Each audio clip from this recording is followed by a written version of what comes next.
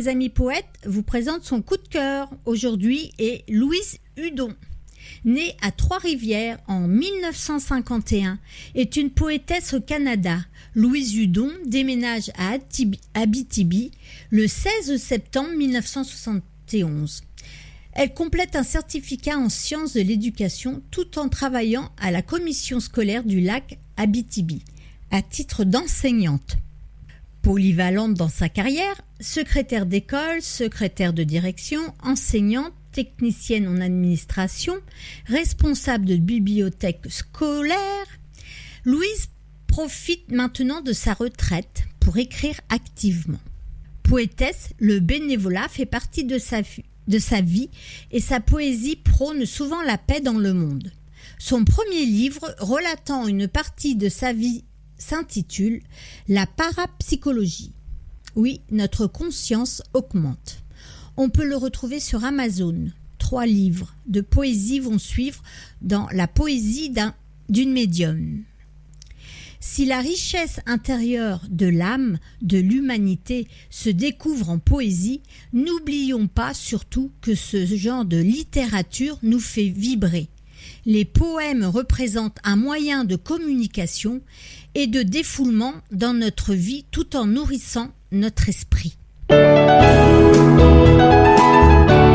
Et voici maintenant, demain, un autre jour.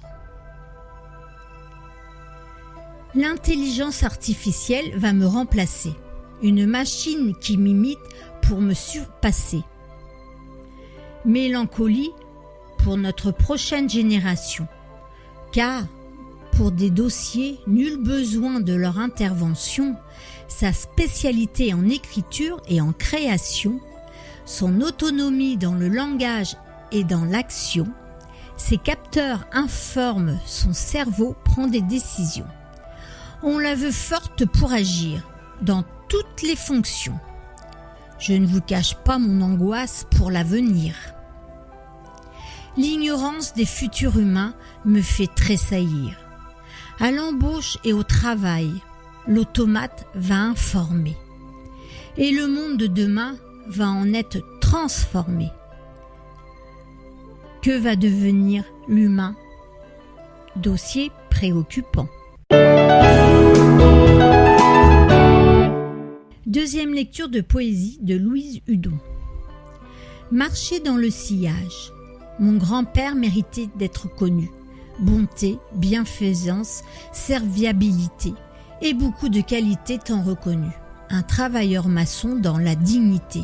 Cet homme a déposé la première pierre lors de la construction d'une cathédrale, alors que je demeurais à Trois-Rivières. Son sourire me remontait le moral. Tous les grands-parents ont besoin d'être aimés, de faire partie de notre vie sociale.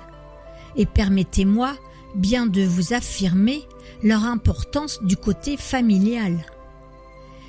J'ai perdu mon grand-papa un peu trop vite et son grand amour me manque énormément. Aussi personnellement, je vous invite à vous rapprocher d'eux très spontanément. L'expérience du passé compte beaucoup. Écouter toutes leurs histoires nous apporte connaissance méritoire tout à coup. Et nous en entendons de toutes les sortes. C'est vrai que des diplômes, c'est important, mais une accumulation de faits passés a très souvent construit de forts combattants et la relève devrait les embrasser. Marchons dans le sillage de tous ces gens, expérimentés et souvent indulgents, si sensibles aux doux regards de nos enfants, tout en exprimant leurs moments triomphants. Marie et ses amis poètes vous remercient et vous donnent rendez-vous mercredi prochain. Au revoir.